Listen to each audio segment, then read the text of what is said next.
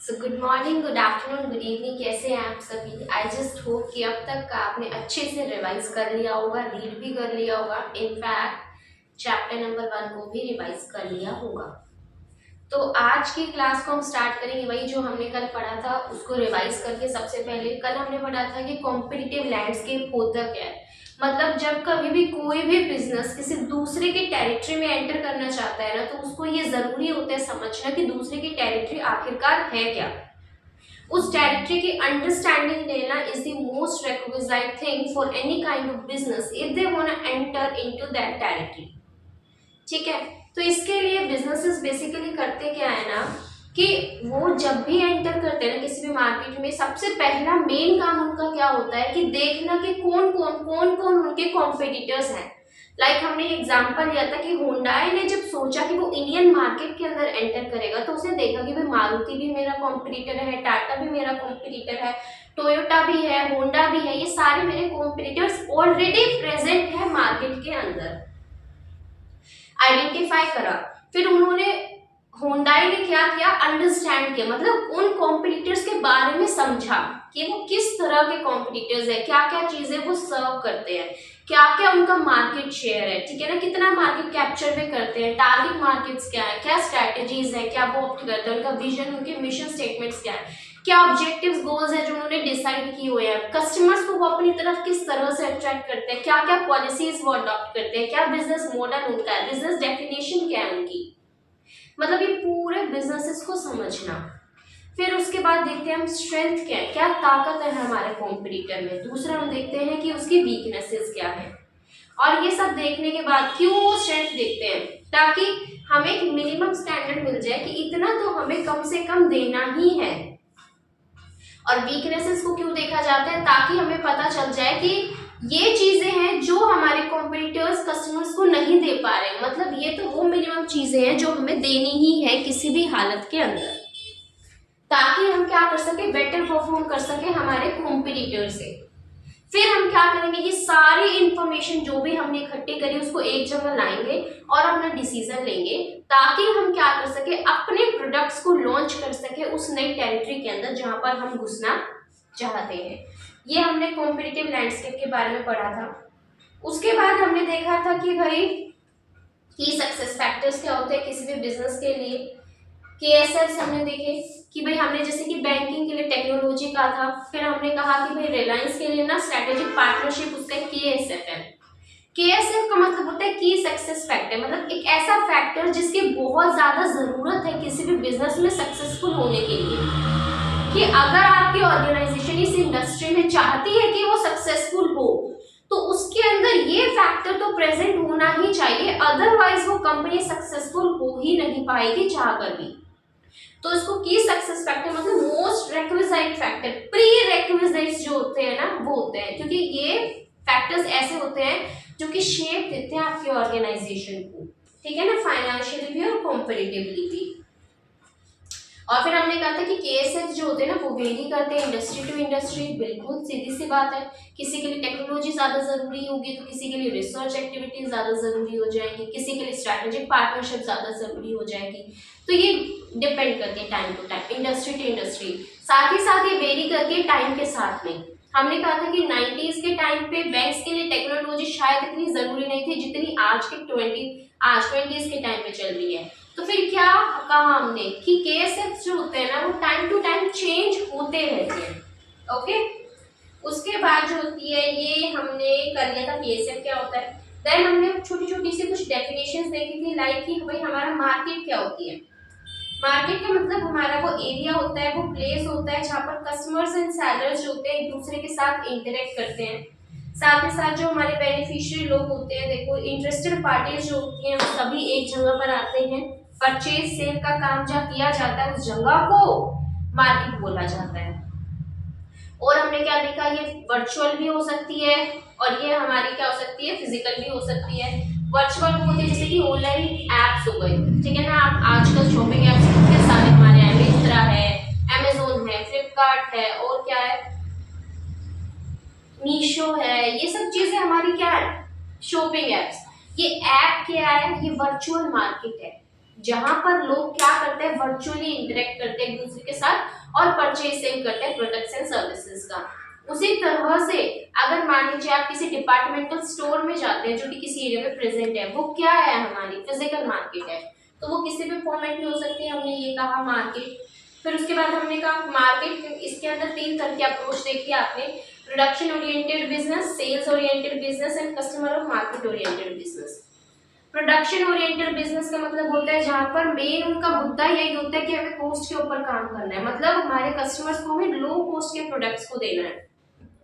दूसरे हमने कहा सेल ओरिएंटेड, इनका मेन काम होता है ये कि किस तरह से हम परसुएड कर सके, इन्फ्लुएंस कर सके, बूस्टर कर सके, बोल्स्टर कर सके अपने कस्टमर्स को that you have to purchase our products only. तो कुछ तरह की एडवर्टीजमेंट्स, कैंपेन्स वगैरह चलाना, कुछ प्रमोशंस एक्टिविटीज करना ताकि हमारे कस्टमर्स को हम अट्रैक्ट कर सके और अपनी सेल्स को ज्यादा से ज्यादा मैक्सिमाइज कर सके। उसके बाद हमने क्या कहा कि कस्टमर्स और मार्केट ओरिएंटेड अप्रोच में क्या होता है, बेसिक इनका मेन फोकस ही किसकी तरफ होता है, हमारे कस्टमर्स की तरफ। मतलब ये जो होते हैं ना, इनको हम बोल देते हैं कि मेन इनके एफर्ट्स ही इस तरफ लगते हैं कि किस तरह से हम अपनी अहमियत को कस्टमर्स की नजरों में बढ़ा सके।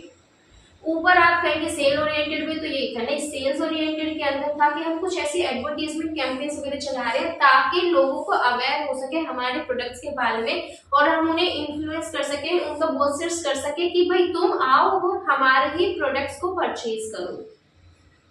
But here in the market और कस्टमर ओरिएंटेड अप्रोच के अंदर इधर क्या होता है कि हम हमारे मेन एफर्ट्स ही किसकी तरफ जाते हैं, कस्टमर्स की तरफ, ताकि हम उन्हें मैक्सिमम सेटिस्फैक्शन दे सके, ताकि कस्टमर्स हमारे बिजनेस, हमारे प्रोडक्ट्स, हमारी सर्विसेज के अंदर काइंड ऑफ लॉयल्टी बिल्ड कर सके और इससे कंपनी से क्या बनेगी, ब्रांड इमेज बिल्ड होगी।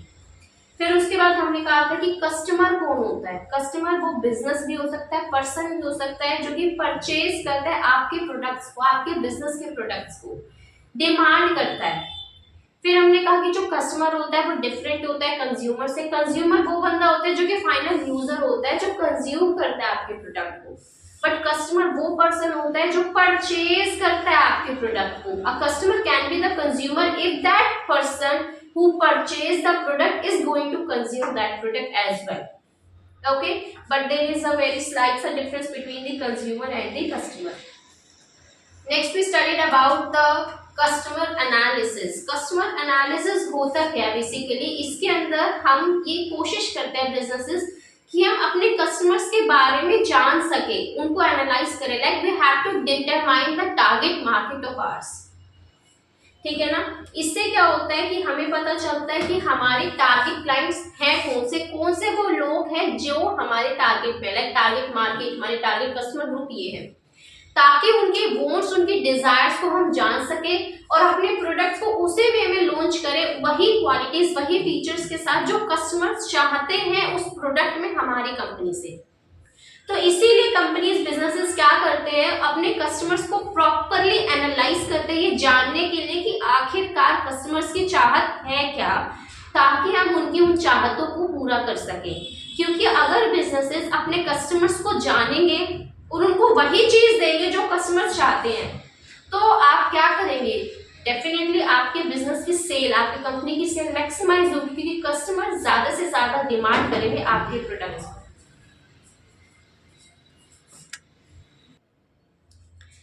ठीक है, तो फिर हम क्या कर रहे थे कि भाई बेसिकली इधर बिजनेसेस को रिक्वायर्ड होता है कि वो प्रॉपर एनालाइज करें अपने कस्टमर्स का, क्योंकि अगर वो नहीं जान पाएंगे ना कि कस्टमर्स की आखिरकार डिमांड क्या है, तो फिर वो उसी डिमांड्स के हिसाब से कस्टमर्स को वो प्रोडक्ट्स और सर्विसेज सर्व नहीं करेंगे, और अगर सर्व नहीं करेंगे तो कस्टमर्स आपके प्रोडक्ट्स को फिर डिमांड नहीं करेंगे। ठीक है, ये हमने कर लिया था, कल तक हमारा इतना हो गया था।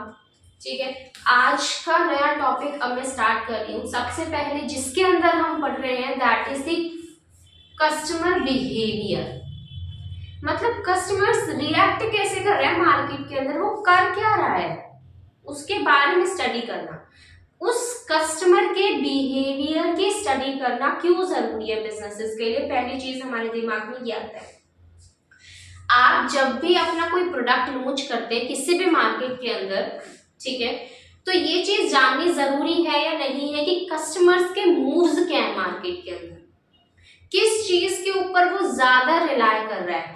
क्या फैक्टर है जो कि बहुत ज्यादा एक इम्पॉर्टेंट रोल प्ले करता है मार्केट के अंदर उस कस्टमर की नीड्स को सेटिस्फाई करने के लिए, उनको अट्रैक्ट करने के लिए, उन्हें प्रॉपर सेटिस्फैक्शन प्रोवाइड करने के लिए?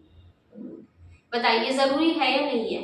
तो कहते हैं कि भाई कस्टमर का बिहेवियर मतलब आइडेंटिफाई करना कि आइडेंटिफिकेशन करना कस्टमर्स को to explain how they purchase products, कि वो प्रोडक्ट्स को किस तरह से अप्रोच परचेज करते हैं, किस तरह से परचेज करते हैं, मतलब क्या, कितना रैशनल है हमारा कस्टमर, किन किन चीजों को कंसीडर करता है, क्वालिटी को, कॉस्ट को, क्या क्या आफ्टर सेल सर्विसेज आपको प्रोवाइड की जा रही है। साथ ही साथ अगर आप देखेंगे कि जब कभी भी हमारे कस्टमर्स ऑनलाइन चीजों को प्रोडक्ट करते हैं तो रिव्यूज को वो कंसीडर करता है, या अगर वो फिजिकल स्टोर्स पे जाता है तो वो कंपैरिजन तो करेगा ना कि भाई आपके साथ जो डील कर रहा है सर्विस पर्सन, उसके बिहेवियर को भी देखा जाएगा कस्टमर के द्वारा। अगर कोई आपको इज्जत ही नहीं दे रहा, कोई ऐसा कस्टमर और सेल्स पर्सन इज्जत ही नहीं दे रहा, कहाँ जाओगे उस जगह पर दोबारा? बिल्कुल भी नहीं। तो कस्टमर के बिहेवियर को जानना जरूरी है ना, कि जब कभी भी वो आपके प्रोडक्ट्स को परचेज करता है तो किस तरह से परचेज करता है, कि वो आप ही के बिजनेस के प्रोडक्ट्स को परचेज कर रहे हैं तो किन किन चीजों के वजह से वो इन्फ्लुएंस हुआ है आप ही के बिजनेस के उन प्रोडक्ट्स को परचेज करने के लिए। क्योंकि ऐसी तो कोई इंडस्ट्री है नहीं जहां पर किसी एक ही ऑर्गेनाइजेशन की मोनोपोली हो। हर प्रकार की इंडस्ट्री के अंदर कंपटीशन भर भर के है। तो फिर हमारे लिए जरूरी हो जाता है हम उस कस्टमर के बिहेवियर को जाने। लाइक हम देखते हैं कि शॉपिंग की फ्रीक्वेंसी क्या है, मतलब कितनी स्पीड के साथ जो होते हैं वो अपनी शॉपिंग करते हैं। अगर आपको लगता है कि आप एक ऐसी इंडस्ट्री में है, लाइक क्लोथ इंडस्ट्री के अंदर अगर आप है, रेडीमेड अगर हम देख लेते हैं, ठीक है, तो फिर उसके अंदर आपको ये देखना पड़ता है कि जो आपकी टारगेट मार्केट है ना, आपके जो टारगेट कस्टमर्स है वो कितनी फ्रीक्वेंटली शॉपिंग करते रहते हैं। अगर आपको ऐसा लगता है कि वो ओकेजनली करते हैं तो आपके द्वारा बनाए गए डिसीजंस कुछ अलग होंगे। लेकिन अगर आपको लगता है भाई उनका तो हर दूसरे दिन का काम है, तो आपके द्वारा बनाए गए डिसीजंस अलग होंगे। प्रोडक्ट्स, किस किस प्रोडक्ट्स में वो क्या क्या प्रेफरेंसेस को देखते हैं, क्या परसेप्शन है मार्केटिंग को लेकर, सेल्स सर्विसेज क्या क्या दी जाती है। तो कहते हैं कस्टमर के बिहेवियर को जब आप समझते हैं ना, तो उसके वजह से ये आपको हेल्प करता है कि आपको कितनी मार्केटिंग करनी है, किस तरह से मार्केटिंग करनी है। जब आप एडवर्टीजमेंट वगैरह कर रहे हैं तो किस चीज के ऊपर आपको एक स्पेसिफिक रेफरेंस देने की भी, हाँ, कि कस्टमर्स का ध्यान उस चीज के ऊपर तो जरूर आए, है ना। उनके मेन चीज आपका क्या होता है कि आप भाई अपने कस्टमर्स के ध्यान को आकर्षित कर सके अपनी प्रोडक्ट्स की तरफ। तो किन किन चीजों को आपको ध्यान में रखना है मार्केटिंग में, एडवर्टीजमेंट में, ठीक है। और उसके बाद आपके ये चीज भी हमें हेल्प करता है डिसाइड करने में कि हमारा जो कस्टमर्स है क्या प्रोडक्ट्स और क्या सर्विसेज को वो नीड करता है। जब हम उसके बिहेवियर को जानेंगे तो उसके बाद कहते हैं कि कस्टमर्स का जो बिहेवियर होता है ना, वो इन्फ्लुएंस होता है कुछ चीजों से। कौन कौन से वो फैक्टर्स हैं जिनके अंदर ये एबिलिटीज हैं कि वो क्या करते हैं, वो इन्फ्लुएंस करते हैं हमारे कस्टमर के बिहेवियर को। Like external factors, internal factors. External factors का मतलब क्या, बाहर के फैक्टर्स, इन्वायरमेंटल फैक्टर्स, ये होते हैं हमारे एक्सटर्नल। लाइक कितनी आपने मार्केटिंग करी आपके प्रोडक्ट्स की, कितनी एडवर्टीजमेंट करी, पेयर रिकमेंडेशंस क्या है, डायरेक्ट इम्पैक्ट कैसे हमारे physiological, psychological and internal processes का। बेसिकली बताऊं मैं क्या कह रहे हैं कि जो हमारा एक्सटर्नल इन्वायरमेंट है ना, उसका क्या फर्क आता है हमारे कस्टमर्स के ऊपर। ऑर्गेनाइजेशंस कुछ ऐसी एक्टिविटीज चलाती हैं, मतलब उन्होंने एडवर्टीजमेंट करी, लाइक आप देखते हैं ना बायजूस, नेक्स्ट लेवल एडवर्टीजमेंट होती है, नेक्स्ट लेवल, ठीक है। अपनी एडवर्टीजमेंट्स पे वो इतना खर्चा करता है, इसी वजह से वो लॉसेस में है। लाइक वो शाहरुख खान से इतनी ज्यादा एडवर्टीजमेंट्स वगैरह करवाता है, क्यों, ताकि वो क्या कर सके, अपनी ऑर्गेनाइजेशंस के कुछ ना कुछ पॉइंट्स इम्प्रिंट कर सके कस्टमर्स के माइंड में, स्टूडेंट्स के माइंड में, कि भाई हम ये दे रहे हैं, हम ये दे रहे हैं, ठीक है। तो क्या करना कि भाई क्या क्या वो फैक्टर्स हैं, क्या क्या वो चीजें हैं जिनका कहीं ना कहीं इम्पैक्ट आता है हमारे कस्टमर्स के ऊपर।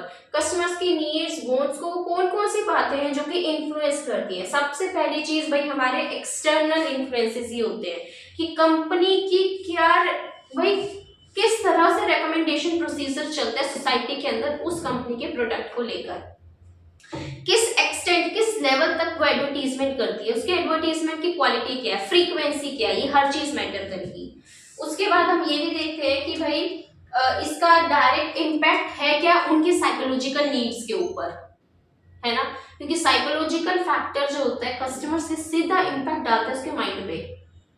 तो हमें ये देखना भी पड़ता है ना कि भाई उसका इम्पैक्ट है क्या कस्टमर्स के ऊपर। अब जो भी एक्सटर्नल एनवायरनमेंट के अंदर हमारे जो भी कुछ किया जा रहा है बाय द ऑर्गेनाइजेशंस या अपने आप जो भी हो रहा है, हमने इधर क्या कहा कि इधर दो चीजें होती है। पहली चीज तो हमारे कि भाई कंपनीज के कितने मार्केटिंग के एफर्ट्स है, और दूसरा हमारे इन्वॉल्वमेंट के एलिमेंट्स। कहा ना मैंने कि क्या क्या वो चीजें हैं जो कि आउटसाइड द ऑर्गेनाइजेशन है, विद इन द ऑर्गेनाइजेशन नहीं हो रही है एक्टिविटीज, आउटसाइड द ऑर्गेनाइजेशन हो रही है। पहली बात तो इसी वजह से हमने कहा एक्सटर्नल इन्फ्लुएंसेस। दूसरा कि कंपनीज भी कुछ ऐसा कर सकते हैं जो कि हमारा इम्पैक्ट डालेंगे कस्टमर्स के ऊपर, लाइक वो एडवर्टीजमेंट्स मार्केटिंग कर रही है। दूसरी इन्वायरमेंट के अंदर ही चेंजेस आ रहे हैं खुद से बहुत सारे, तो उसके भी तो इन्फ्लुएंस आने वाले हैं ना हमारे कस्टमर्स के ऊपर। तो पहला फैक्टर जिसका इन्फ्लुएंस आता है कस्टमर की नीड्स को लेकर, उनके वांट्स को लेकर, वो क्या था, एक्सटर्नल इन्फ्लुएंसेस। दूसरा होता है इंटरनल। इंटरनल में क्या होता है, psychological factors internal to customers affect करते हैं उनके डिसीजन मेकिंग को। ये इन्फ्लुएंस होते हैं उनके मोटिवेशन एंड एटीट्यूड से। देखो कुछ भी नहीं कहा इन्होंने, इंटरनल इन्फ्लुएंसेस मतलब विद इन, अंदर की ऐसी कौन सी चीजें हैं जो कि कस्टमर्स को इन्फ्लुएंस करती हैं। बेसिकली हम ऐसा देख लेते हैं कि इसके अंदर कहते हैं कि कुछ ऐसे फैक्टर्स होते हैं, मतलब कि हम क्या कर रहे हैं, हमारी ऑर्गेनाइजेशन के अंदर कुछ ऐसी एक्टिविटीज हम कर रहे हैं जिसका इम्पैक्ट हमारे कस्टमर्स के ऊपर आता है। साथ ही साथ क्या होता है कि कई बार हमारी कंपनी के प्रोडक्ट कस्टमर्स को मोटिवेट करते हैं, ठीक है ना, उन्हें इस तरह की सेटिस्फेक्शन मिलती है कि वो उन्हें मोटिवेट करते हैं कि तुम हमारे ही प्रोडक्ट्स को बार बार परचेज करो। लाइक कई बार क्या होता है कि मान लीजिए आपने कोई भी कोर्स को परचेज किया, अनअकैडमी वगैरह जो भी आप प्रेफर करते हैं, उसके कोर्स को परचेज किया और आपने जो होती है उस चीज को पढ़ के आपको एक अंदर से मोटिवेशन मिली कि वाह कितने बढ़िया कॉन्सेप्ट क्लैरिटी मेरी तो हो गई, तो वो कस्टमर्स के अंदर से आई ना बात कि भाई हाँ मुझे ये सेटिस्फेक्शन मिली और अब मुझे पूरी मोटिवेशन मिली है कि मुझे कि हाँ इस चीज में तो आई एम द बेस्ट। बात है या नहीं बताओ। तो बस वही चीज को इसमें बोला जाता है कि ये हमारे कुछ ऐसे साइकोलॉजिकल फैक्टर्स होते हैं जो कि इंटरनल होते हैं, कस्टमर्स के अंदर से ही निकल के आता है और उनकी डिसीजन मेकिंग को अफेक्ट करता है।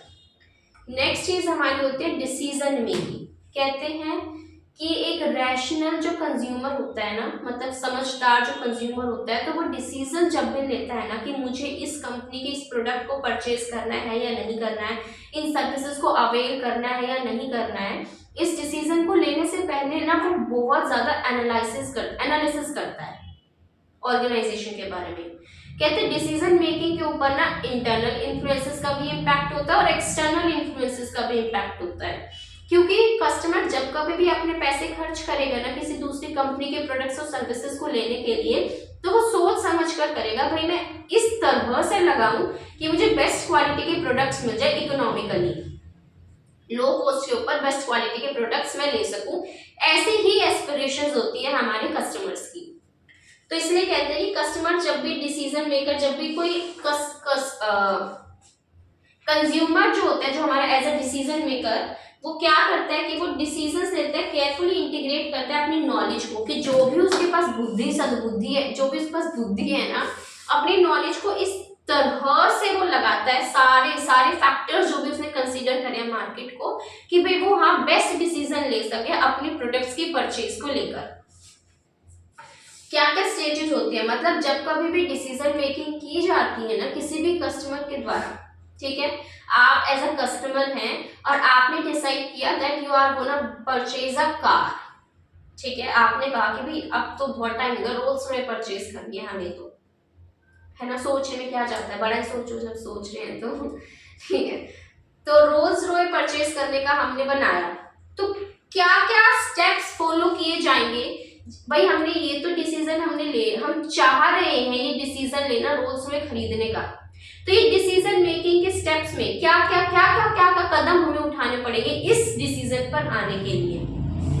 देखो, सबसे पहले तो प्रॉब्लम रिकॉग्निशन, मतलब आइडेंटिफाई करेंगे हम existing need and desire. Problem को रिकॉग्नाइज करना, लाइक आज आपके पास ना क्या है, आज आपके पास नैनो कार है, तो और आप सबसे पहले आपने सोचा कि हमें ना नई कार चाहिए, नैनो नहीं चल रही, तो क्यों नहीं चल रही, क्या कारण है, उन दिक्कतों को आइडेंटिफाई करना तो जरूरी है ना। बेसिकली ये स्टेप्स बताए जा रहे हैं डिसीजन लेने के। आज आपके पास है नैनो कार और आप डिसीजन लेना चाह रहे हैं कि भाई हमें ना कौन सी कार को हम परचेज करें। ये आपके दिमाग में आया कि नई कार चाहिए भाई, तो नई कार क्यों चाहिए, कुछ दिक्कतें आ रही है ना इस नैनो में, इस वजह से हमें चाहिए। तो पहले हमने प्रॉब्लम्स को रिकॉग्नाइज करा कि ये सभी दिक्कतें आ रही है, छोटी सी कार है, पूरा अगर फैमिली को एक साथ जाना है तो जा ही नहीं पाते। दूसरा, हमें एक सोशल स्टेटस नहीं मिल पाता इसकी वजह से, और भी बहुत सारे हो सकते हैं रीजंस। तो हमने कहा कि भाई ये कारण आ रहे हैं जिस वजह से हमें तो नई कार चाहिए।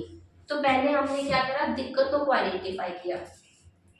फिर हमने देखा कि और कुछ ऑल्टरनेटिव्स हैं क्या, कि कार के बजाय अगर हम टू व्हीलर से लें, एक्टिवा ले लें। हमने कहा नहीं, हम देखेंगे मतलब और क्या क्या ऑल्टरनेटिव्स हैं उसके अलावा।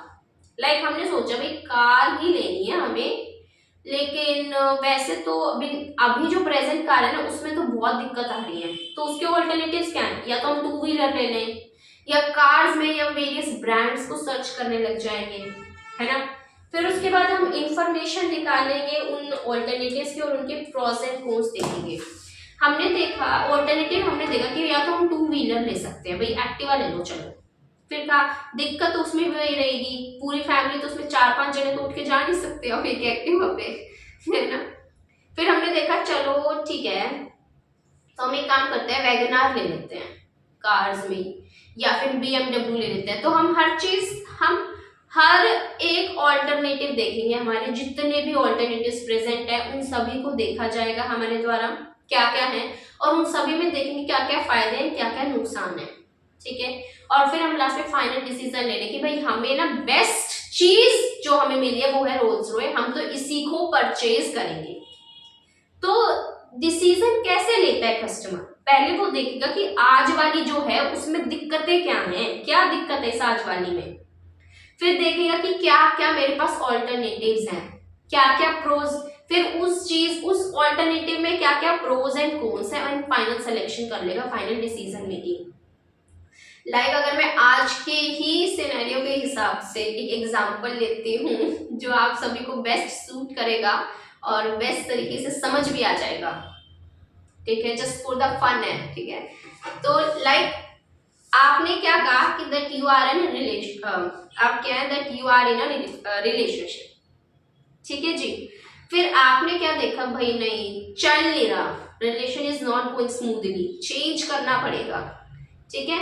तो आप सबसे पहले लाइक कोई भी लड़की है या लड़का है, कोई भी ले लीजिए, तो वो लड़की देखिए यार ना इसमें ना इस प्रेजेंट वाले में ये दिक्कतें आ रही है ना, ये कोऑपरेटिव नहीं है, लड़ता रहता है, जासूसी ज्यादा करता है ना, शॉपिंग तो कराता ही नहीं बिल्कुल भी।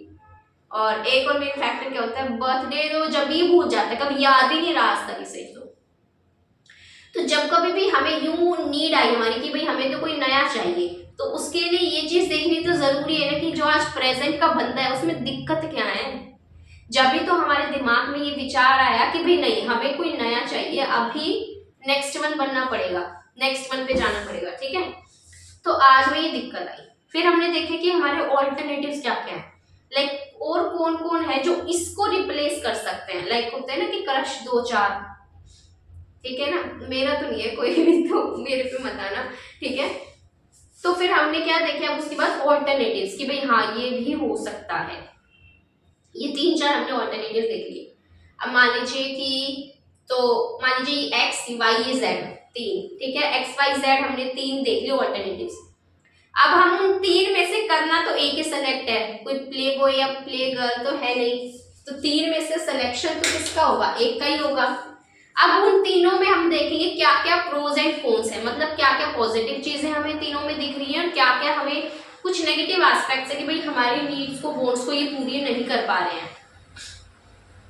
अभी जो पुराने एक्स में जो दिक्कत थी वही अभी करंट में आ गई, फायदा ही क्या होगा ना। तो हमने एक्स को भी देखा, हाँ हमने देखो भाई एक्स शॉपिंग वगैरह तो करा लेता है बट यार इतना टाइम नहीं देता, टेंशन नहीं देता। फिर हमने देखा वाई, वाई में भी यार दिक्कतें तो हैं थोड़ा सा, है ना, ज्यादा जासूसियां करता है। हमने कहा जेड, यार ये परफेक्ट है। तो हमने क्या किया, तीनों ऑल्टरनेटिव्स में हमने क्या देखा, उसके प्रोज एंड कॉन्स को एनालाइज किया एज अ कंज्यूमर उस लड़की ने। तो अब हमने क्या कहा, फाइनल डिसीजन कि भी जेड नहीं चाहिए अब तो ये हो गया हमारा फाइनल डिसीजन। तो इसीलिए जोक्स अपार्ट, सीरियस मत होना बिल्कुल भी। कभी कहो कि भाई पार्शलिटी की जा रही है लड़की की, वो लड़का भी तो कर सकता है, तो नो पार्शलिटी, ठीक है, जस्ट एन एग्जांपल, डिस्क्लेमर है ये। उसके बाद क्या था कि ये हमारे स्टेप्स हैं जो फॉलो किए जाते हैं किसी भी कंज्यूमर या कस्टमर के द्वारा डिसीजन लेने के लिए। अब ना एक बार मैं बता देती हूँ, ये स्टेप्स भूलोगे नहीं लेकिन आप,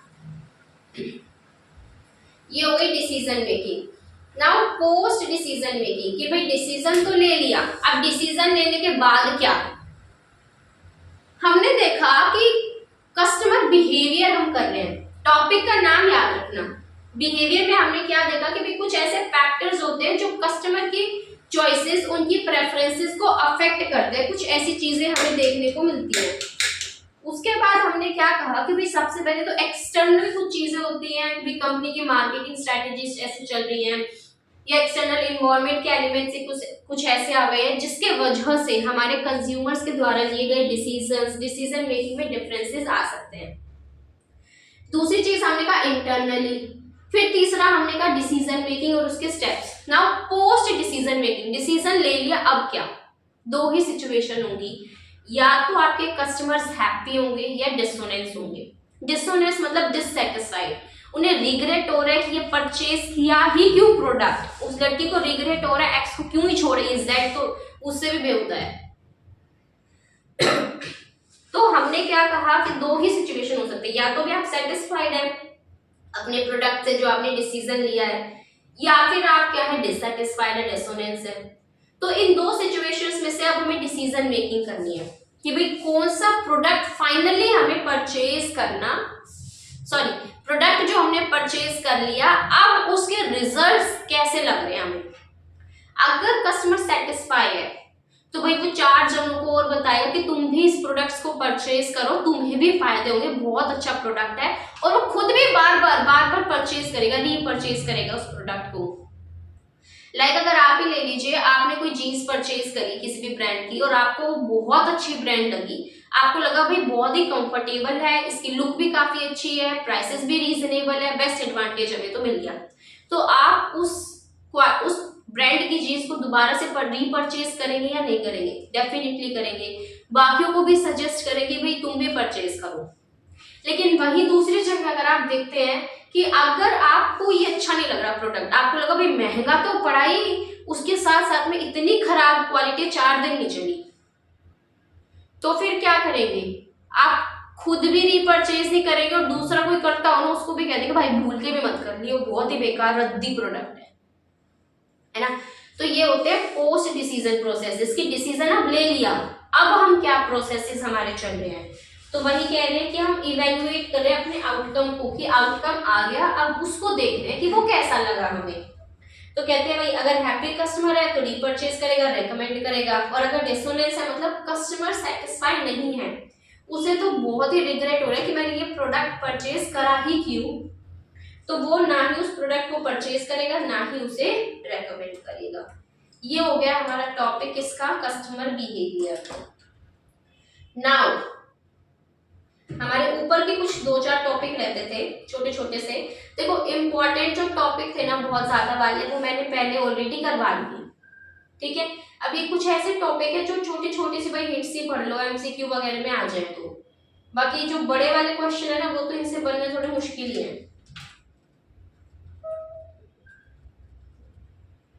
ठीक है। आज ये चैप्टर तुम्हारा हो जाएगा फाइनली कंप्लीट, फिर हम करेंगे इस चैप्टर के पूरे के रिवीजन एंड लर्निंग, तो दोनों चीजें करेंगे, और फिर हमारा नेक्स्ट चैप्टर स्टार्ट हो जाएगा, चैप्टर नंबर 3। 5 ही चैप्टर हैं एसएम में और 2 चैप्टर हमारे कंप्लीट हो ही गए समझो, फिर बस 3 और रह जाएंगे, फिर आपकी बस रिवीजन क्लासेस चलेंगी लगातार। देखो आपका टॉपिक आएगा स्ट्रैटेजिक एनालिसिस होता क्या है। स्ट्रैटेजिक एनालिसिस मतलब कि जो स्ट्रैटेजी हमारे द्वारा ली गई है ना, जो स्ट्रैटेजीज बना रहे हैं उसको प्रॉपरली एनालाइज करना। देखो जो भी ऑर्गेनाइजेशन ना स्ट्रैटेजीज बनाती है ना, वो एक बहुत ही क्रूशियल रोल प्ले करती है किसी भी ऑर्गेनाइजेशन की सक्सेस को लेकर फ्यूचर में। जब कभी भी हम कोई प्लानिंग करते हैं ना, प्लानिंग करने से पहले हमें एनालाइज करना पड़ता है। मतलब क्या कि आप किसी चीज को लेकर प्लानिंग तो करें, पहले भाई अपने इन्वायरमेंट को समझ तो लीजिए, कुछ रिसर्च का काम तो कर लीजिए, ताकि आपको पता चल जाए कि हमें प्लानिंग आखिरकार करनी कैसी है। प्लानिंग तभी हो पाएगी जब आपको पता होगा कि यहाँ हो क्या रहा है। फॉर एग्जाम्पल आपको अपने ही सब्जेक्ट के बारे में प्लानिंग करनी है, आपने आज पूरा प्रॉपर प्लान बनाना है एसएम का कि भाई मुझे ये चैप्टर जो होती है, ये पूरा एसएम मुझे इस तरह से पढ़ना है। 2 दिन में चैप्टर नंबर 1 रिवाइज, 2 दिन में चैप्टर नंबर 2 रिवाइज, फटाफट से रिवीजन देनी है इसकी। लेकिन रिवीजन इसकी प्रॉपर प्लानिंग करने से पहले ये जानना तो जरूरी है ना कि एसएम में है क्या, कितने चैप्टर हैं, कितने लेंथी चैप्टर्स, क्या कुछ है, कॉन्सेप्ट्स कितने हैं, ठीक है ना, क्या कवरेज है, आखिरकार एसएम बताता ही क्या है, एसएम के आने के पीछे का मेन कारण ही क्या है, क्या मोटिव है इसको पढ़ाने के पीछे का। तो हमें एनालाइज करना जरूरी होता है। मैंने पढ़ा था कि जैसे टेस्ला में, ठीक है, कि क्यों एक एलन मस्क जो होता है इंस्पिरेशन का काम करता है सबके लिए। कैसे कि जब लोग ये सोच रहे थे ना कि भाई हमारे यहाँ पर वो वाली कार्स आ सकती हैं, ऑटोमेटिक कार्स आ सकती हैं, उस टाइम पे टेस्ला वो लॉन्च भी कर चुका था। तो देखो क्या उसका थॉट प्रोसेस था, क्या नेक्स्ट लेवल उसे एनालाइज किया था, रिसर्च वर्क उसने कितना नेक्स्ट लेवल किया था कि लोग जिस टाइम पे सिर्फ सोच रहे थे कि हाँ हम ऑटोमेटिक ईवी कार्स जो होते हैं वो लॉन्च कर सकते हैं, हमें ये बनानी चाहिए, ये अच्छी है, ये मार्केट में चलेगी, उस टाइम पे टेस्ला ने वो कार्स लॉन्च कर दी थी ऑलरेडी। आज के टाइम पे भी अगर हम देखें ना तो इंडिया के अंदर मतलब कुछ लोग तो ऐसे होंगे जो पहली बार देखते हैं ऑटोमेटिक कार्स को, है कि नहीं बताओ। मतलब कुछ लोग तो ऐसे होंगे जिन्होंने लाइव में वो कार्स देखी ही पहली बार होंगी, और टेस्ला को कितने साल हो गए उस कार को चलाते हुए, लॉन्च करी। तो ये होता है एनालिसिस की पावर कि जब आप प्रॉपरली रिसर्च वर्क करते रहते हैं ना, थॉट प्रोसेस देखो भाई, बुद्धि का किस तरह से प्रयोग किया जा रहा है, बेकार की हरकतों में नहीं किया जा रहा है, ये सोचा समझा जा रहा है कि इन्वायरमेंट में हम क्या कर सकते हैं, वो प्रॉपर अपना देखते रहते हैं भाई ये हमें लॉन्च करना है, इस तरह से लॉन्च करना है। फर्स्ट मूवर एडवांटेज देखो कितना बेस्ट लिया कि जब लोग सोच रहे थे ना कि लाना चाहिए, वो ला चुके थे। वो आज कहाँ के सपने देख रहे कि हमें मार्स पे जाना है ना। तो ये क्या, इस चीज को क्या बोला जाता है भाई, उन्होंने किसी भी चीज की प्लानिंग करने से पहले ना प्रॉपर एनालाइज किया, चीजों को समझा कि भाई आखिरकार ये है क्या इन्वायरमेंट, आखिर अपने कस्टमर्स को समझा, हर एक यूनिट को समझा, प्रॉपर रिसर्च वर्क किया, रिसर्च में प्रॉपर इन्वेस्टमेंट्स करी, और कंसिस्टेंसी, हार्ड वर्क, पेशेंस तो चाहिए ही चाहिए, ये तो है। और सीए तो भी सिखाई देता है कि किस तरह से आपको कंसिस्टेंट रहना है, कितना पेशेंस आप में चाहिए, और हार्ड वर्क भी आपको बहुत ज्यादा चाहिए। ये चीज तो आई थिंक कि आप सभी को ही पता चल गया होगा जैसे ही आपने सीए कोर्स में एंटर किया था, है ना। तो ये देखो कि कितना biggest role strategic analysis play करता है। कहते हैं ये एक ऐसा प्रोसेस होता है जिससे कि बिजनेस रिसर्च करता है अपने इन्वायरमेंट को, उस इन्वायरमेंट को जहां पर ये बिजनेस ऑपरेट करता है, क्योंकि अपने बिजनेस को समझना ना बहुत ज्यादा जरूरी है किसी भी ऑर्गेनाइजेशन के लिए। सॉरी कुछ गलत बोल दिया, किसी भी ऑर्गेनाइजेशन के लिए अपने बिजनेस इन्वायरमेंट को समझना बहुत ही ज्यादा जरूरी है। उसका प्रॉपर एनालिसिस करो कि क्या क्या हम ला सकते हैं, ठीक है ना। तो इसलिए कहते हैं कि एनालिसिस करना मतलब उसको जांचना अच्छे से, उसको बोला जाता है एनालिसिस, कि अपने इन्वायरमेंट को प्रॉपरली देखो कि हम हमारे इन्वायरमेंट में आखिरकार क्या चल रहा है और आगे क्या हो सकता है। ये एक एसेंशियल होता है प्लानिंग को बनाने से पहले, ताकि आप डिसीजन मेकिंग कर सके एंड ऑर्गेनाइजेशन की वर्किंग अच्छे से चलती रहे। हमने कहा ना कि आपकी जो एनालिसिस होता है ना, वो पहले आपकी स्ट्रेटेजी को बनाने से पहले आपका एनालिसिस होता है, फिर आपकी प्लानिंग होती है। देखो से स्ट्रेटेजिक एनालिसिस होता क्या है, इन्वायरमेंट की स्कैनिंग, अपने इन्वायरमेंट को भाई हम प्रॉपरली स्कैन कर रहे हैं कि है क्या। अब स्कैन करने के ना दो तरीके हो सकते हैं, इनफॉर्मल भी हो सकते हैं एंड फॉर्मल भी हो सकते हैं। देखो इनफॉर्मल बेसिस भी हो सकते हैं और दूसरा जो होते हैं हमारे फॉर्मल बेसिस भी हो सकते हैं। इनफॉर्मल बेसिस और फॉर्मल बेसिस, फॉर्मल आखिरकार होता क्या है, मतलब कि आप जो होते हैं इंफॉर्मेशन को कलेक्ट तो कर रहे हैं, एक मीनिंग इंफॉर्मेशन को, it's just as the important to learn the changes in the text regulation. अच्छा कुछ नहीं कहा, इन्होंने कहा कि हमें हमारे इन्वायरमेंट को ना प्रॉपरली स्कैन करना है। अब उसके लिए हम फॉर्मल बेस को भी यूज कर सकते हैं और इनफॉर्मल बेस को भी यूज कर सकते हैं। मतलब कि हम जो होते हैं प्रॉपरली सारी गाइडलाइंस वगैरह बनाकर, प्रॉपरली सारे रेगुलेशंस रूल सेट कर कर, फिर हम इस एनवायरनमेंट के ऊपर पूरा डिपार्टमेंट कमेटी बनाकर प्रॉपर मैनर में, सिस्टमैटिक मैनर में देख रहे हैं, that is the formal. Other one is informal. Example इन्होंने दिया है कि जैसे मान लीजिए कोई टैक्सेस के रेगुलेशंस के अंदर चेंजेस आए, आपने उन्हें अंडरस्टैंड किया, उनको कंप्लाई किया, वो क्या है, फॉर्मल मीन्स है। ठीक है ना। तो इन्होंने कहा कि इन्वायरमेंट की स्कैनिंग हम दो तरीके से कर सकते हैं, इनफॉर्मल भी कर सकते हैं एंड फॉर्मल भी कर सकते हैं। कहते हैं इनफॉर्मल के अंदर हम क्या करते हैं, बेसिकली एक्सपोजेस कर देते हैं ऑर्गेनाइजेशन को to missed opportunities and unanticipated hazards. कुछ नहीं बेकार है। दो सिचुएशंस क्या होती है, देखो अभी स्ट्रेटेजिक एनालिसिस में दो बातें आती हैं। क्या, सबसे पहले तो इंडस्ट्री को समझना, बहुत ही सीधी सी बात है।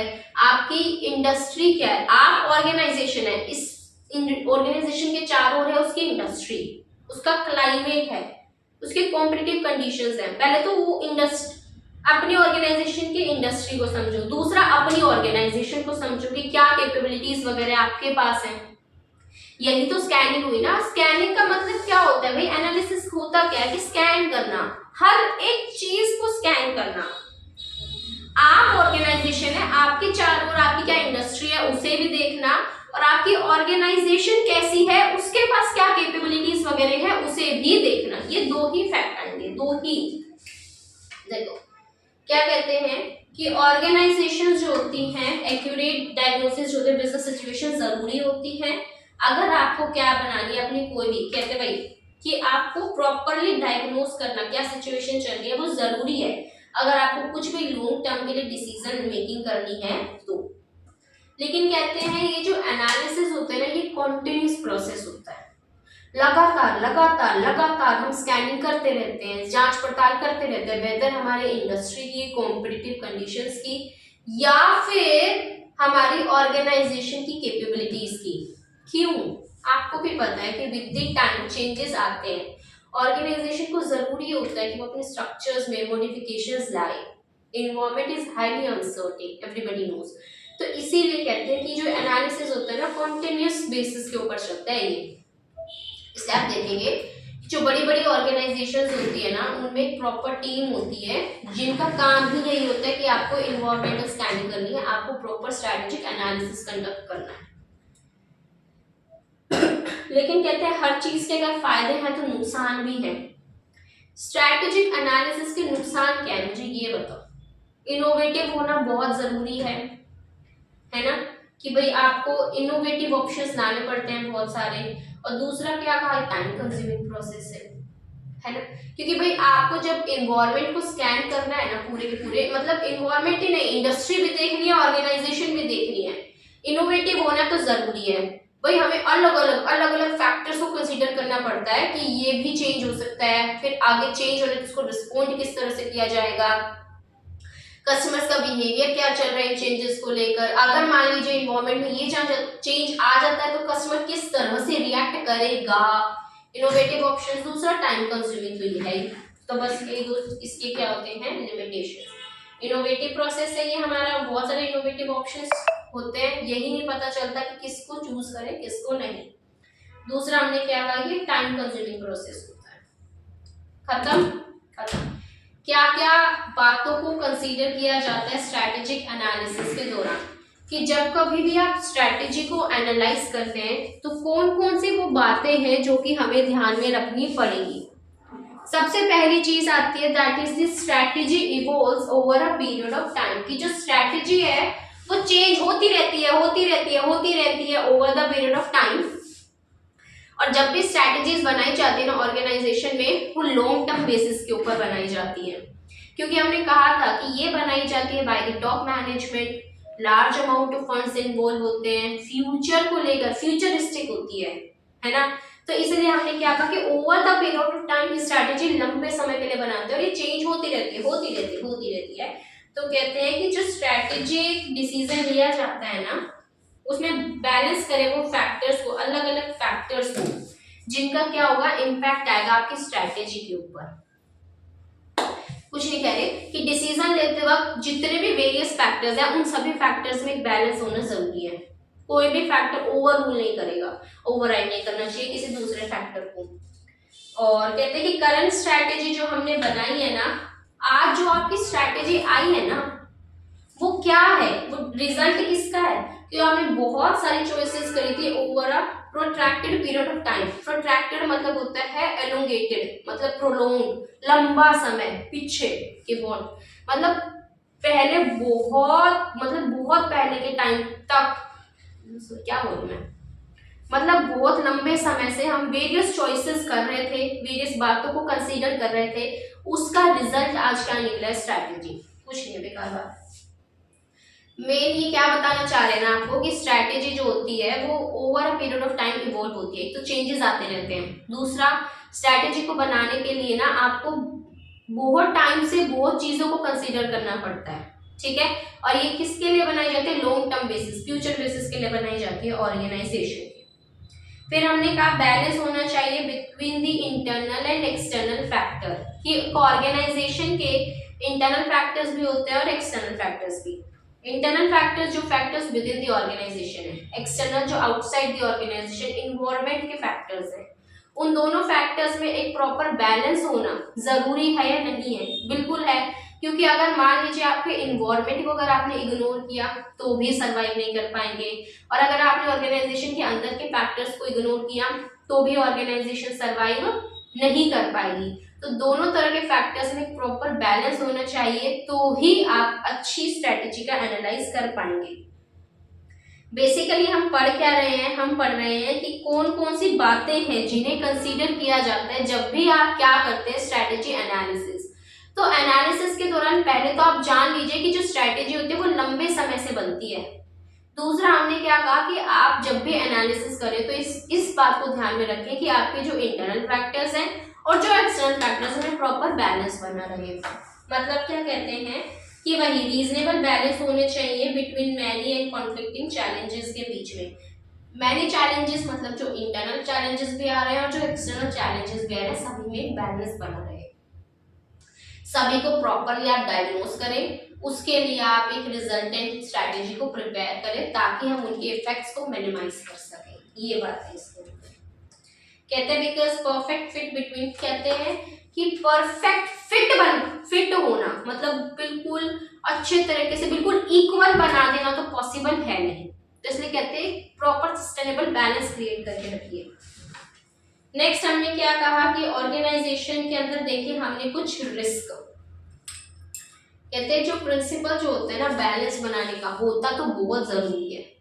अगर आपने बैलेंस नहीं बनाया ना अपने ऑर्गेनाइजेशन के सभी फैक्टर्स में, उसके इंडस्ट्री के भी और ऑर्गेनाइजेशन के भी, इंटरनल एक्सटर्नल में, तो आपके ऑर्गेनाइजेशन में रिस्क जनरेट होगा। और वो रिस्क जो होती है फिर आपके उस रिस्क के वजह से ऑर्गेनाइजेशन एबल ही नहीं हो पाएगी अपने प्रॉफिट्स को अर्न करने में। लाइक आप देखते हैं कि हमारी ऑर्गेनाइजेशन के अंदर आप साइकिल देखते हैं, क्या होता है कि सबसे पहले हमारा बूम है वो क्या बोलते हैं उसे, रिकवरी। अरे हम स्टेजेस नहीं पढ़ते, बूम, रिसेशन, रिकवरी, इन्फ्लेशन, ये सब चीजें पढ़ते हैं। साथ ही साथ हमारी गवर्नमेंट ने भी लॉन्च किया था लिबरलाइजेशन, प्राइवेटाइजेशन, ग्लोबलाइजेशन। ये सारी चीजें जब आती रहती है ना, तो इन सभी चीजों को कंसीडर किया जाता है ये एक्सटर्नल चेंजेस में, इन ऑर्गेनाइजेशन के चेंजेस के साथ में। क्योंकि अगर मान लीजिए कि ग्लोबलाइजेशन, गवर्नमेंट ने कहा कि हम जो होते हैं ग्लोबलाइजेशन करेंगे, लाइक आपने पढ़ा था इंटरनलाइजेशन, है ना, इसी चैप्टर में। तो जब कभी भी डिसीजन लिया जाता है ना कि भाई ग्लोबलाइजेशन करना है, तो बाकी ऑर्गेनाइजेशन, आपकी उसी इंडस्ट्री के अंदर बाकी ऑर्गेनाइजेशंस जा रही है ग्लोबलाइजेशन के लिए, लेकिन आप नहीं जा रहे। आपके अंदर वो कैपेबिलिटीज हैं, लेकिन आपके जो फैक्टर्स हैं वो बैलेंस नहीं कर पा रहे एक्सटर्नल के साथ में। बाकी तो जा रहे हैं, वो तो 100% को एक्सप्लोर कर लेंगे, लेकिन आप तो नहीं कर पाएंगे ना, तो आपके लिए रिस्क जनरेट कर देगा। बस वही कह रहे हैं कि भाई हमारे जो होते हैं वेरिएबल्स होते हैं कुछ एनवायरनमेंट के अंदर, और वो एक बैलेंस को रिड्यूस कर देते हैं। तो उस बैलेंस को बनाए रखना बहुत जरूरी होता है, जिसके लिए स्ट्रेटेजी एनालिसिस जरूरी होता है। फिर इन्होंने कहा कि रिस्क कौन से होते हैं, external risk, internal risk. External risk कौन से होते हैं, जब आपकी ऑर्गेनाइजेशन की स्ट्रेटेजी इन्वायरमेंट के साथ कंसिस्टेंट नहीं है, उसके इन ट्यून नहीं है, कि जो इन्वायरमेंट चाह रहा है, जो इन्वायरमेंट की डिमांड है, आप अपनी स्ट्रेटेजीज उस तरह से बना ही नहीं रहे हैं। इन्वायरमेंट कह रहे हैं ग्लोबलाइजेशन करो, बिजनेस को बाहर लेकर जाओ, लेकिन आप है कि अपनी डोमेस्टिक इंडस्ट्री के अंदर ही, बस डोमेस्टिक मार्केट के अंदर ही अपनी स्ट्रेटेजीज बनाए जा रहे हैं। भाई बाहर का सोचो, अदरवाइज आपके लिए रिस्क आ रहा है, आपकी मार्केट गिरेगी, आपका शेयर का प्राइस गिरेगा, आपके प्रॉफिट्स गिरेंगे, आपकी ग्रोथ नहीं होगी, आपकी सेल गिरेगी। इंटरनल कौन से होते हैं, जब हमारे रूटीन बेसिस के अंदर, रूटीन कोर्स ऑफ बिजनेस के अंदर जब कुछ ऐसे रिस्क आ जाते हैं ना, जब मतलब हमारे रूटीन जो कोर्सेज की एक्टिविटीज हमारी इनकंसिस्टेंट, लाइक हमारा प्रोडक्शन प्रोसेस में ही दिक्कतें आ गई, तो वो होता है इंटरनल रिस्क, कि हमारा प्रोडक्शन प्रोसेस उस तरह से नहीं चल रहा है, मतलब जो हमने स्ट्रैटेजीज के अंदर डिसाइड किया था, तो उसके वजह से भी आपके क्या आ जाते हैं, इंटरनल रिस्क आ जाते हैं। नेक्स्ट हम कहते हैं कि स्ट्रैटेजी एंड बिजनेस एनवायरनमेंट। कहते हैं गोल्स एंड ऑब्जेक्टिव्स को अचीव करने के लिए ना, बिजनेस के हमारे जो स्ट्रैटेजिस्ट हैं वो स्ट्रैटेजीज भी बनाते हैं, पॉलिसीज भी बनाते हैं। बेसिकली पता है ये सारी चीजें मैं पढ़ा चुकी हूँ बहुत ही डीपली पहले। मैंने कहा ना जो ये ऊपर के टॉपिक्स है ना, ये इतने कुछ खास है नहीं, जस्ट यहाँ पे क्या चल रही है अभी फॉर्मेलिटी, कि हम गो थ्रू हो गए, छोड़ा नहीं हमने कुछ भी, है ना। अभी देखो आपने प्रॉपर पढ़ा इन्वायरमेंट क्या होता है, हमने पढ़ा गोल्स क्या होता है, ऑब्जेक्टिव्स क्या होते हैं, मिशन क्या होता है, विजन क्या होता है, हर चीज हम पढ़ चुके हैं। तो अभी ये बताइए, हम ये भी कर चुके हैं कि आपको स्ट्रैटेजीज फॉर्म करनी कितनी जरूरी है, ठीक है, कैसे पॉलिसीज बनाई जाती है, इंटरनल एक्सटर्नल सभी फैक्टर्स को कंसीडर करके। बस वही कह रहे हैं कि गोल्स एंड ऑब्जेक्टिव्स को अचीव करने के लिए ना स्ट्रैटेजिस्ट क्या करते हैं, स्ट्रैटेजीज बनाते हैं, पॉलिसीज बनाते हैं, और पॉलिसीज स्ट्रैटेजीज को बनाते वक्त इंटरनल फैक्टर्स को भी ध्यान में दिया जाता है और एक्सटर्नल फैक्टर्स को भी ध्यान में दिया जाता है। किसी भी फैक्टर को हम इग्नोर नहीं कर सकते हैं। फिर का इन्वायरमेंट क्या होता है बिजनेस का, मतलब कि सारे के सारे फैक्टर्स जो कि एक्सटर्नल फैक्टर्स, सारे जितने भी एक्सटर्नल फैक्टर्स हैं, जितने भी इन्फ्लुएंसेस हैं, सिचुएशंस हैं, मतलब कुछ ऐसे जो भी फैक्टर्स हैं ना हमारे आउटसाइड द ऑर्गेनाइजेशन बिजनेस के इन्वायरमेंट में, जिनका कुछ ना कुछ इम्पैक्ट आएगा ऑर्गेनाइजेशन की डिसीजन मेकिंग के ऊपर, उसकी पॉलिसीज, उसकी स्ट्रैटेजीज के ऊपर, उसको बोल दिया जाता है हमारे बिजनेस का इन्वायरमेंट। कहते हैं कि ये हमें हेल्प करता है। अभी आप कहते हैं कि स्ट्रेटेजिक मैनेजमेंट जो होती है वो इन्वॉल्व होती है कि उससे हम लॉन्ग टर्म की डायरेक्शन देख लेते हैं, अपॉर्चुनिटीज वगैरह को एक्सप्लोर कर लेते हैं, कुछ नहीं बेकार है। कहते हैं ये हेल्प करता है बिजनेसेस को। अभी ये चीज देख लो, ये अच्छी है, इस चीज को कंसीडर कर लेना जरूर प्लीज। ये हम क्या कर रहे थे कि भाई हम स्ट्रैटेजी एंड बिजनेस एनवायरनमेंट, कहते हैं कि आप जब स्ट्रैटेजीज एंड बिजनेस एनवायरनमेंट, कि आप अपनी स्ट्रैटेजीज को इस तरह से बना दें कि अपने बिजनेस के एनवायरनमेंट को भी कंसीडर किया जाए। डेफिनेटली करना पड़ेगा, नहीं तो आप सरवाइव नहीं कर पाएंगे। तो ऐसा करने से आपको क्या क्या फायदे मिलते हैं, फायदे, इसका मैंने एक एक्रोनियम बनाया है, CM आया OD में। कौन है, CM आया OD में। तो C से हमने इसके अंदर क्या कहा था, कॉन्टिन्यूस लर्निंग। M से हमने इसके अंदर देखो मीटिंग कंपटीशन। आया से कहा हमने इमेज बिल्डिंग। O से हमने कहा डिटरमाइन करके अपॉर्चुनिटीज, और D से हमने कहा डायरेक्शन। CM आया OD में, ये बेनिफिट्स मिल रहे हैं हमें स्ट्रेटेजी एंड बिजनेस एनवायरनमेंट को ध्यान में रखकर, कि जब भी आप प्रॉपर स्ट्रेटेजिक मैनेजमेंट करते हैं ना, प्रॉपर जब भी मैनेजमेंट होती है आपकी स्ट्रेटेजिक मैनेजमेंट, और स्ट्रेटेजी को फॉर्म किया जाता है बिजनेस एनवायरनमेंट को कंसीडर करके, तो क्या क्या चीजों में वो हेल्प करते हैं। CM आया OD में। C से हमने क्या कहा, कॉन्टिन्यूस लर्निंग होती है। सबसे पहले फैक्टर्स को ध्यान रखो, C for continuous learning. M से हमने क्या कहा, मीट करते हैं हम कंपटीशन को। C कॉन्टिन्यूस लर्निंग, C बोलिए continuous learning. M meeting competition. O से हमने इधर क्या कहा, अपॉर्चुनिटीज एंड थ्रेट्स को determining opportunities and threats. D से हमने क्या कहा, ये डायरेक्शन देता है for growth, give direction for growth. और I से हमने क्या कहा, इमेज बिल्डिंग। तो CM आया OD में। C से कॉन्टिन्यूस लर्निंग। M से क्या था बताइए, मीटिंग कंपटीशन। O से आया I से इमेज बिल्डिंग। O से डिटरमाइनिंग अपॉर्चुनिटीज एंड थ्रेट्स, और D से हमने give direction for growth. Perfect, D से direction, give direction for growth. अंदर का समझते हैं। सबसे पहले हमें ये हेल्प करता है अपनी अपॉर्चुनिटीज एंड थ्रेट्स को आइडेंटिफाई करने में। अरे बिल्कुल सही बात है, अगर आप बिजनेस एनवायरनमेंट को समझेंगे, अपनी प्रॉपर ऑर्गेनाइजेशन के अंदर मैनेजमेंट बनाएंगे। प्रॉपर मैनेजमेंट के दो मीनिंग्स होते हैं, चैप्टर 1 में रीड कराया था। अगर आप प्रॉपर स्ट्रैटेजिक डिसीजन लेंगे, एनालिसिस करेंगे, तो आप बताइए अपने एनवायरनमेंट में क्या क्या अपॉर्चुनिटीज, ये भी मैंने बताया था कि आपके एक्सटर्नल एनवायरनमेंट में आपको देखने को मिलती है अपॉर्चुनिटीज एंड थ्रेट्स। तो भाई आप क्या ढूंढ पाएंगे कि क्या क्या अपॉर्चुनिटीज है, क्या क्या थ्रेट्स हैं, so that you will be able to grab the opportunities and minimize the impact of those threats, है ना, by using the strength which are internal of the organization। तो बस वही कह रहे हैं कि आपको बताते हैं कि क्या क्या अपॉर्चुनिटीज एंड थ्रेट्स हैं। ये हमें हेल्प करता है कि नई नई नीड्स एंड वांट्स हम देखें हमारे कंज्यूमर्स की, क्या क्या चेंजेस है। हाँ वही पे लॉज में क्या क्या चेंजेस आ रहे हैं, उन लॉज के चेंजेस आने की वजह से हमारे लिए क्या अपॉर्चुनिटीज और क्या थ्रेट्स जनरेट हो रहा है। कस्टमर्स की क्या नीड है कि भाई आजकल हम देख रहे हैं कि कस्टमर्स ना हेल्थ कॉन्शियस बहुत होते जा रहे हैं। तो ये अगर हम देखें जो जंक फूड प्रोडक्ट्स वाले मैकडी वगैरह हो गए, तो उनके लिए काइंड ऑफ थ्रेट हो गया कि नहीं हो गया, बताओ। अभी चेंजेस देखे अगर हम लॉज में कि गवर्नमेंट ने क्या किया कि बहुत सारी रेगुलेशन रिक्वायरमेंट को ना उन्होंने रिलीज कर दिया। तो ये उनके लिए क्या हो गई, अपॉर्चुनिटी हो गई ना, ग्लोबलाइजेशन को बेटर कर सकते हैं, है ना, दूसरी कंट्रीज के अंदर जहां पर गवर्नमेंट ने रूल्स एंड रेगुलेशन की पॉलिसीज थोड़ी सी लीनिएंट बना दी। तो ये बातें कहते हैं कि हमें पता चलता रहता है कि क्या अपॉर्चुनिटीज क्या थ्रेट्स हमारे लिए आ रहे हैं। दूसरा, ये हमें डायरेक्शन देते हैं ग्रोथ के लिए। मतलब हाँ सेम बातें हैं कि भाई हम आइडेंटिफाई कर पाते हैं कि इन इन जगहों पर हमारे लिए स्कोप है ग्रो करने के लिए। बस क्या आइडेंटिफाई करते हैं एरियाज जहां पर हम ग्रो कर सकते हैं और अपने बिजनेसेस को एक्सपैंड कर सकते हैं। मैनेजर्स जो होते हैं बेसिकली कॉन्टिन्यूसली अपडेट रखते हैं अपने आप को। ऐसा क्यों, कॉन्टिन्यूस लर्निंग क्यों? देखो हमने कहा दैट एनवायरनमेंट जो होती है वो हाईली कॉम्प्लेक्स है, चेंज होता रहता है।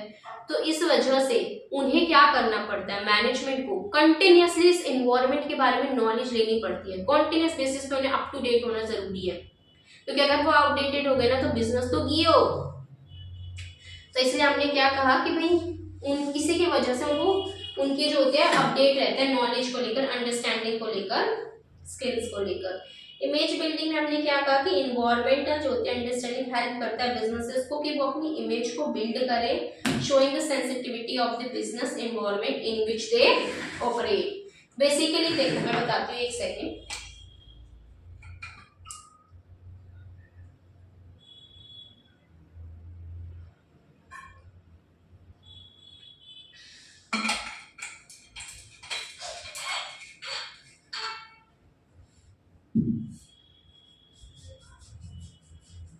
देखो कुछ नहीं होता है, बिजनेसेस ये क्या करते हैं, जो हमारी बिजनेस ऑर्गेनाइजेशंस होती है ना, उनको हेल्प करता है कि वो इमेज बिल्डिंग कर सकते हैं।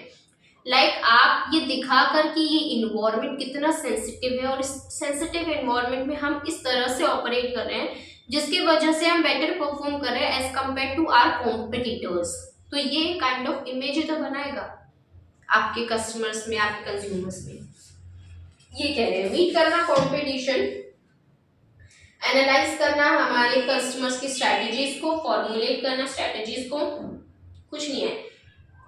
आपने कॉम्पिटिटिव लैंडस्केप पढ़ा था ना, है ना? तो वही बात कह रहा है कि भाई हम जो होते हैं अपने कस्टमर के, हमारे कॉम्पिटिटर के बारे में स्टडी करते हैं, हम देखते हैं उनकी स्ट्रैटेजीज क्या क्या हैं, उस चीज के बारे में देखते हैं और उनको देखकर अपनी स्ट्रैटेजीज को इतने बेटर मैनर में, साथ ही साथ मैंने आपको बताया था कोर कॉम्पिटेंसीज कॉम्पिटिटिव एडवांटेज का एक कॉन्सेप्ट, राइट? रिमेंबर? तो बस वही चीज कह रहे हैं कि भाई इस अपने कॉम्पिटिटर को आप स्टडी करके आप एक ऐसा आप स्ट्रैटेजी बनाते हैं। पहले तो आप देखते हैं कि आपके कस्टमर की स्ट्रैटेजी क्या है और फिर उसको ध्यान में रखकर आप अपनी स्ट्रैटेजी को फॉर्म करते हैं जिसके वजह से आप शाइन करते हैं in this competition, outperform कर देते हैं as compare to your all the competitors in the industry. So that was all about दो क्रूशियल बातें क्या होती हैं सक्सेस के लिए। सबसे पहले तो टॉप मैनेजमेंट फंक्शन कैसे कर रही है और आप डिसीजन कैसे बना रहे हैं। बिल्कुल टॉप मैनेजमेंट ही तो इन्वॉल्व होती है स्ट्रैटेजिक डिसीजन मेकिंग में। तो क्या क्या डिसीजंस आप ले रहे हैं, कितने हद तक, कैसे इन्वॉल्वमेंट है टॉप मैनेजमेंट की, यही तो दो फैक्टर्स हैं जो कि ऑर्गेनाइजेशन की सक्सेस को अफेक्ट करेंगे। बेसिकली एमसीक्यू है और कुछ नहीं। सो खत्म हो गया कैसे कैसे फायदा किया। सीएम आया ओडी में, सी से हमने क्या कहा था बताइए, कॉन्टिन्यूस लर्निंग। एम से हमने क्या कहा था, मीट करता है कंपटीशन। आई से हमने कहा इमेज बिल्डिंग। ओ से हमने क्या कहा बताओ, अपॉर्चुनिटीज एंड थ्रेट्स को डिटरमाइन करना। और डी से डायरेक्शन देता है ग्रोथ के लिए। ये सभी फायदे हमारी ऑर्गेनाइजेशंस को मिल जाते हैं। So here finally the chapter is end. कल हम करेंगे इस पूरे चैप्टर नंबर 2 की रिवीजन। इसीलिए कल की class very very very very very very very important है। तो वो आपको भूलकर भी मिस नहीं करनी, क्योंकि इस पूरे चैप्टर का क्रक्स हम कल निचोड़ देंगे और इसको याद भी कर लेंगे। Because learning this chapter and how to write this chapter is the main agenda of ours, because we have to clear this examination ना। एंड ये चीज तो दिमाग में बिठा लो कि इस May 24 में सभी ने पास होना है। तो उसके लिए प्रॉपरली काम करते रहो, रिवाइज करते रहो, क्लासेस को रेगुलर बेसिस पर देखते रहो, चाहे कोई भी सब्जेक्ट हो। कुछ भी बैकलॉग इकट्ठा नहीं करना, क्योंकि अगर एक बार रह जाता है ना, वो इतना फ्लडेड हो जाता है ना, मुझे पता है, मेरा रह गया था, मुझे पता है। एक बारी बहुत भयानक हाल होता है भाई लास्ट के टाइम पर। तो प्लीज फोकस करो। और हाँ, सबसे मेन चीज, सबसे ज्यादा मेन चीज बताऊं मैं क्या है, हेल्थ के ऊपर फोकस करना। One of the most important चीज है ये तो, कि अपनी हेल्थ के ऊपर फोकस करो। दिन के 15 से 20 मिनट निकालो, चाहे मैक्सिमम, मतलब मैं चाहूंगी आधा घंटा मैक्सिमम, ज्यादा नहीं चाहिए, मैक्सिमम आधा घंटा सुबह के टाइम पे निकालो। कुछ भी करो भाई, जो तुम्हें करना है, प्राणायाम, योगा, वर्कआउट, वॉक, जंपिंग, जो तुम्हें अच्छा लगता है वो करो। कुछ भी करो, बस करो। तुम्हें पता है, मैं अपना इंसिडेंट बताती हूँ कि मेरा क्या था, एग्जाम्स आने वाले थे और उस टाइम पे मैं हो गई बीमार। लगभग मैं 14-15 दिनों के लिए हो गई थी, इतनी तगड़ी कि बेड से नहीं उठ पा रही थी मैं। सोचो उस टाइम पे, मतलब ना मैंने क्लासेस देखी, ना कुछ रीड किया, ना कुछ लर्न किया, हिम्मत ही नहीं थी। एक एक दिन की 12-12, 15-15 तो मैं टैबलेट्स खाती थी, तो नींद में पड़ी रहती थी मैं सारा दिन। उस टाइम पे स्टडी जो सफर करी है ना, सोच नहीं सकते थे बस कोई भी। और ऊपर से वीकनेस आ गई थी इतनी ज्यादा, वो अलग। तो भाई हेल्थ को कॉम्प्रोमाइज नहीं करना है, प्लीज मेरी बात जान लीजिए। Health is the top most priority, ठीक है? क्योंकि अगर वो होगी ना तो ही पढ़ाई हो पाएगी, अदरवाइज नहीं हो पाएगी। और बस अपना रूटीन प्रॉपर डिसाइड कीजिए कि कब क्या करना है। सारी क्लासेस अटेंड कीजिए, फिर उसके बाद जो पढ़ाया जाता है उसी दिन अगर आप रिवाइज कर लेंगे ना उस चीज को, ज्यादा टाइम नहीं लगेगा, 15 से 20 मिनट। आज जो कराया है कुछ है, इतना कुछ खास है भी नहीं, 15-20 मिनट लगेगी मैक्सिमम, मैं गारंटी दे रही हूँ। बस तुम रीड करो, प्लीज करो भाई, प्लीज करो। ठीक है, तो आज के लिए इतना ही। कल हम करेंगे इस चैप्टर नंबर 2 की रिवीजन। बाकी ये चैप्टर फाइनली आज कंप्लीट हो गया इतने समय के बाद। बीच में क्लासेस नहीं आई, I know it, I am really sorry for that, कि कुछ सर्कमस्टांसेस आ गए। एक दिन तो क्या हुआ, मैं रिकॉर्ड में पूरा लेक्चर इधर बोले जा रही हूँ, उधर से मैंने रिकॉर्डिंग ही ऑन नहीं करी। लाइक सोचो क्या ही कमाल कर दिया मैंने उस दिन। इधर मैं पूरा लेक्चर मैंने कर दिया और उधर आके मैं देखती हूँ रिकॉर्डिंग ही ऑन नहीं है। भाई ये तो उल्टा काम हो गया। तो बहुत चीजें हुई बीच बीच में, तो हो गया थोड़ा डिले, बट फाइनली ये चैप्टर कंप्लीट हो गया हमारा। ओके, मिलते हैं कल की क्लास में। सो उसके लिए बाय बाय, खुश रहो, हेल्थ के ऊपर फोकस करो।